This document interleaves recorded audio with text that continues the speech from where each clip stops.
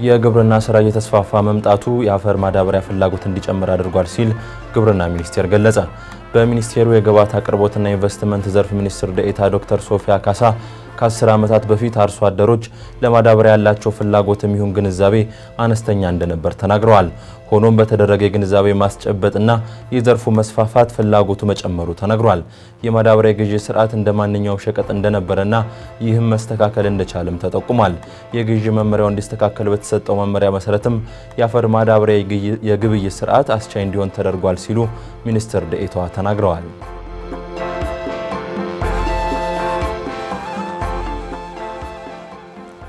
የኢትዮጵያን የቱሪዝም ዘርፍ የሚመጥን አዲስ የፖሊሲ ለውጥ እንደሚያስፈልግ የቱሪዝም ሚኒስትሯ ሰላማዊት ካሳ ተናገሩ። ሚኒስትሯ ኢትዮጵያ ባላት ታሪካዊ ተፈጥሯዊና ሰው ሰራሽ የቱሪዝም ሀብት በዓለም ደረጃ በቀዳሚነት የምትጠቀስ ሀገር ናት ብለዋል። ዘርፉም ከጊዜ ወደ ጊዜ መሻሻሎች እየተመዘገቡበት መሆኑን ጠቁመዋል።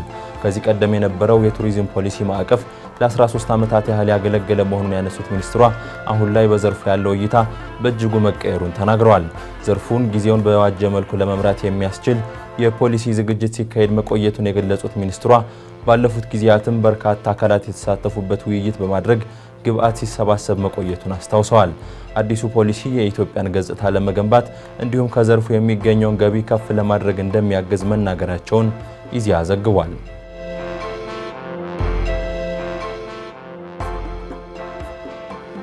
የአውሮፓ ህብረት በኢትዮጵያ የሽግግር ፍትህንና የኢኮኖሚ እድገት ዘላቂነትን ለማጎልበት 240 ሚሊዮን ዩሮ ድጋፍ አድርጓል።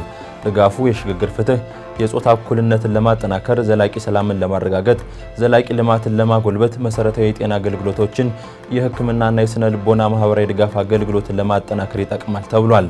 በተጨማሪም በቴክኒክና ሙያ ትምህርትና ስልጠና፣ የዲጂታል እውቀትንና ልምድን ለማሳደግ የሚውል ነው ሲል የኢትዮጵያ ፕሬስ ድርጅት ዘግቧል።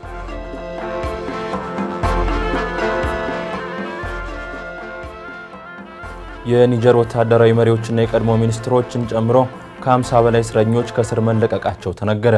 የቀድሞዎቹ የመከላከያ የነዳጅና ፋይናንስ ሚኒስትሮች ከተለቀቁት እስረኞች መካከል ቢገኙም ከስልጣን የተወገዱት ፕሬዝዳንት መሐመድ ባዙም እንዳልተካተቱበት ተሰምቷል።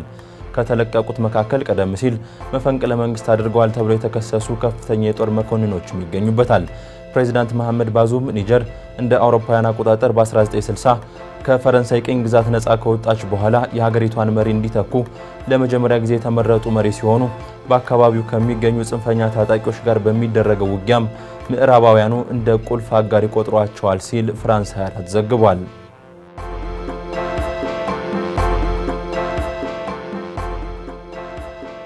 የሃንጋሪው ጠቅላይ ሚኒስትር ቪክቶር ኦርባን ከእስራኤሉ ጠቅላይ ሚኒስትር ቤንያሚን ኔታንያሁ ጋር በቡዳፔስት ሲገናኙ ሀገራቸው ከዓለም አቀፉ የወንጀለኞች ፍርድ ቤት አባልነት እንደምትወጣ አስታውቀዋል።